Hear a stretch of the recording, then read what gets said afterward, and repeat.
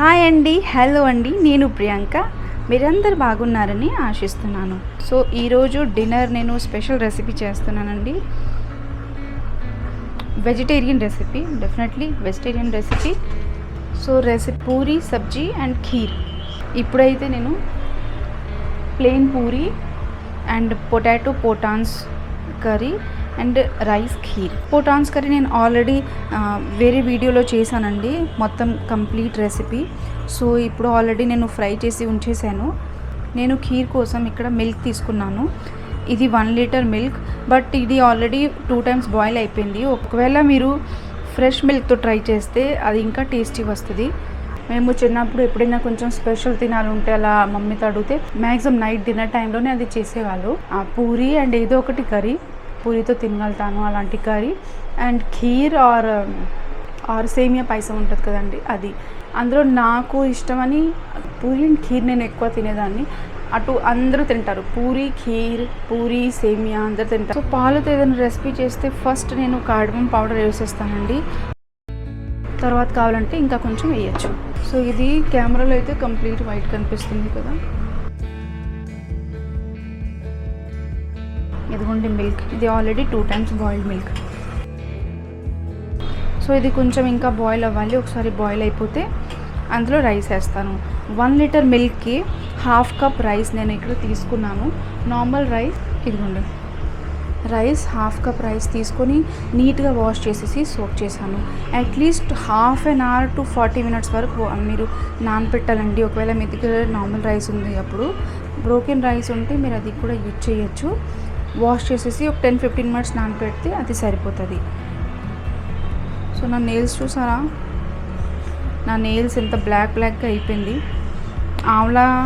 ఆమ్లా ఉసిరికాయ ఉంటుంది కదండి, అది హెయిర్స్కి ఈరోజు రాసుకున్నాను. సో దానివల్ల మొత్తం బ్లాక్ అయిపోయింది నెయిల్స్. సో ఇది ఒకసారి బాయిల్ అయిపోతే అప్పుడు ఈ రైస్ నేను ఇందులో వేసేసి రైస్ కుక్ చేద్దాం. సో ఈ రెసిపీ నాకు చాలా ఇష్టం అండి. సో నేను పూరి కోసం ఆల్రెడీ పిండి కలిపేసి పెట్టేశానండి, ఎందుకని నైట్ కదా. సో ఆల్రెడీ కొంచెం లేట్ అయిపోయింది, బట్ ఇది అందరికీ తినాలి ఉంది, అందుకే చేస్తున్నాను.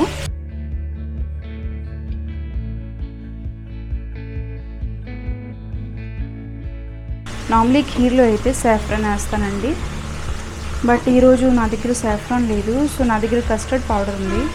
ఆ కస్టర్డ్ పౌడర్ మిక్స్ చేయడానికి నేను కొంచెం మిల్క్ తీసుకొని పక్కన పెట్టేస్తాను. చాలా తక్కువ custard powder, just 1/2 spoon mix చేసేసి ఇందులో కలిపితే ఆ కలర్ బాగా వస్తుంది. మీ దగ్గర సాఫ్రాన్స్ ఉంటే అదే వేయండి, ఎందుకనే ఆ టేస్ట్, ఆ కలర్ చాలా బాగుంటుంది. సో ఒకసారి ఇది బాయిల్ అయిపోయింది కదండి, ఇప్పుడు ఇందులో రైస్ మిక్స్ చేసేస్తాను. నా దగ్గర బ్రోకెన్ రైస్ లేదు కదండి, అండ్ నాకు టైం కూడా అంత లేదు ఎక్కువసేపు నానపెట్టడానికి. సో అందుకే ఇది నేను కొంచెం హ్యాండ్స్తో ఇలా బాగా మిక్స్ చేసేస్తేలాగా రైస్ గ్రెయిన్స్ అంతా బ్రేక్ అయిపోయి చిన్నది అయిపోతుంది. సో అప్పుడు వేస్తే ఖీర్ ఇంకా థిక్ అండ్ చాలా టేస్ట్ బాగుంటుంది. రైస్ అయితే కంప్లీట్లీ బ్రేక్ అయిపోయిందండి, చిన్నది అయిపోయింది. ఇప్పుడు నేను మిల్క్లో ఇలా వేసేస్తాను. మిల్క్లో రైస్ వేసాక మిల్క్ మిక్స్ చేస్తూనే ఉండాలండి, లేకపోతే పాలు ఇరిగిపోవచ్చు. నెక్స్ట్ బాయిల్ అయ్యే వరకు ఇలాగే మిక్స్ చేస్తూనే ఉండాలి. సో ఇప్పుడు చూడండి, ఇది ఒకసారి బాయిల్ వచ్చేసింది కదా. ఇప్పుడు ఇది సిమ్లో పెట్టేసి, కంప్లీట్లీ సిమ్లో పెట్టేసి మధ్యలో మిక్స్ చేస్తూనే ఉండాలి, ఇలా వదిలేయాలి. అందులోకి నేను ఇక్కడ కర్రీ ప్రిపేర్ చేసేస్తాను. ఆనియన్స్ ఫ్రై అయిపోయింది. సో ఆనియన్స్ ఫ్రై అయిపోయాక జింజర్ గార్లిక్ పేస్ట్ వేసేసాక పచ్చిమిర్చి అయితే నేను అప్పుడే వేస్తాను, ఎందుకని పచ్చిమిర్చి ముందే వేసేస్తే బాగా మెత్తగా అయిపోతుంది, తీయడం కష్టం. అందుకే పిల్లలు ఉంటే ఇంట్లో పచ్చిమిర్చి తర్వాత వేయచ్చు, సో తీయడానికి ఈజీగా ఉంటుంది. కస్టర్డ్ పౌడర్ చాలా తక్కువ అండి, జస్ట్ ఫర్ కలర్. దానివల్ల థిక్నెస్ రాకూడదు, బట్ థిక్నెస్ కూడా కొంచెం అవుతే పర్లేదు. చూడండి ఇలా చేస్తున్నాను. మిల్క్లో కస్టర్డ్ పౌడర్ వేస్తున్నాను. ఒక బౌల్లో కొంచెం కస్టర్డ్ పౌడర్ తీసుకొని, అసలు కెమెరాలో ఏమీ రావట్లేదు చూడండి. ఇందులో కొంచెం మిల్క్ వేసేసి మిక్స్ చేస్తాను. అండ్ ఈ కస్టర్డ్ మిల్క్ ఉంది కదండి, ఇది కూడా లాస్ట్లో తర్వాత వేద్దాం, లేకపోతే ఇప్పుడే వేస్తే థిక్ అవుతుంది అండ్ కిందన స్టిక్ అయిపోతుంది. పోటాన్స్తో ఇంకా పచ్చడిలా కూడా చేస్తారండి, ఇది చాలా బాగుంటుంది. నేను ఎప్పుడైనా మీకు చూపిస్తాను. మీరు పోటాన్స్తో ఏం రెసిపీ చేస్తారో నాకు కూడా చెప్పండి, నేను ట్రై చేస్తాను. టైం 8 అయిపోయింది. మేమైతే ఇంట్లో 8 వరకు డిన్నర్ చేసేస్తాము. ఈరోజు కొంచెం లేట్ అయిపోయింది.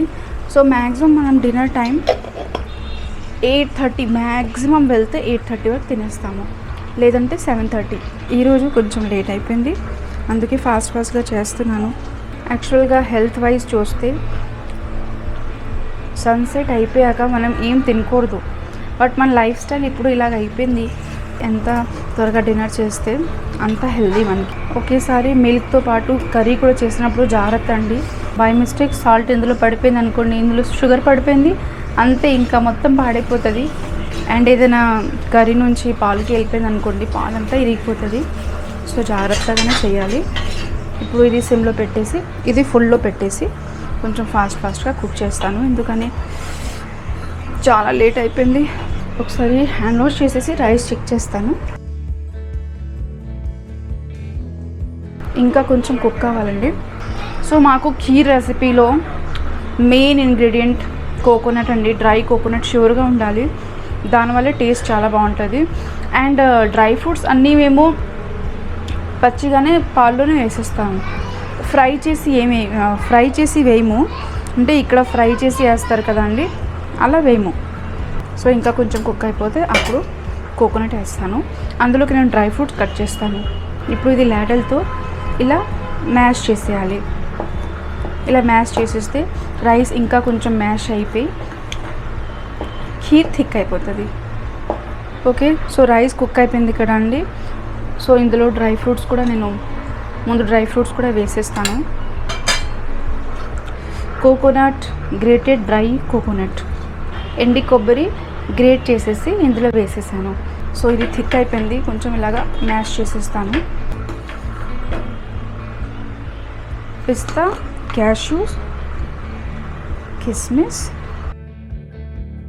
సో కర్రీ అయిపోయి వచ్చింది. ఒక 5 minutes to 10 minutes పడుతుంది, ఎందుకని అన్నీ ఆల్రెడీ ఫ్రై ఉంది కదా. సో జస్ట్ ఇంకా కొంచెం కాసేపు కుక్ అయిపోతే ఇది సరిపోతుంది. ఖీర్ అయిపోయింది. ఇప్పుడు ఇది కస్టర్డ్ మిల్క్ ఇందులో వేసేస్తాను.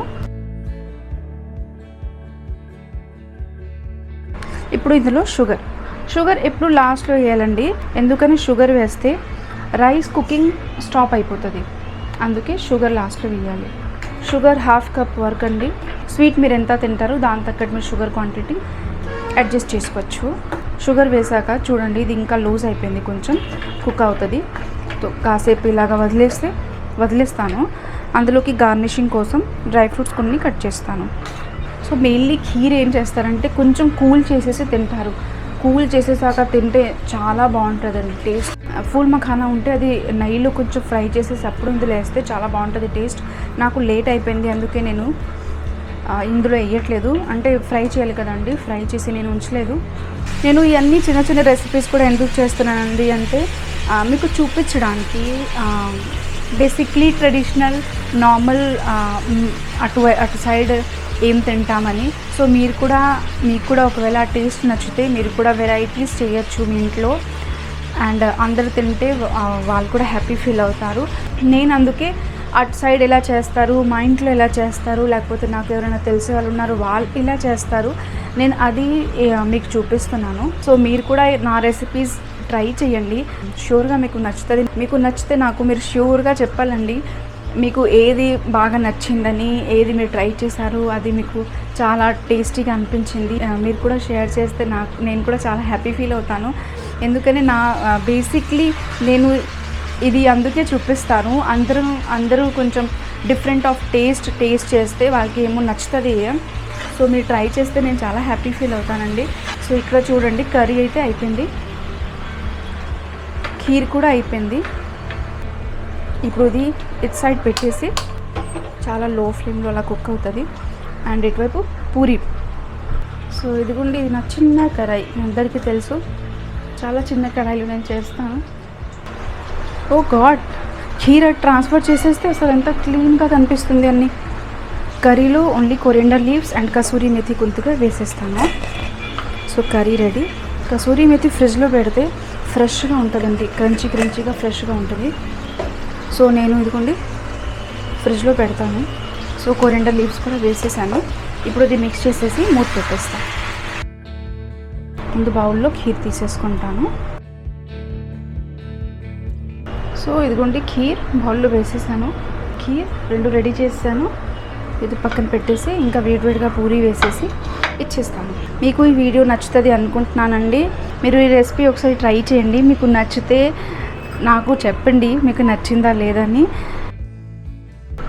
సో ఇదిగోండి puri, sabzi and kheer is ready. Thank you so much for watching అండి.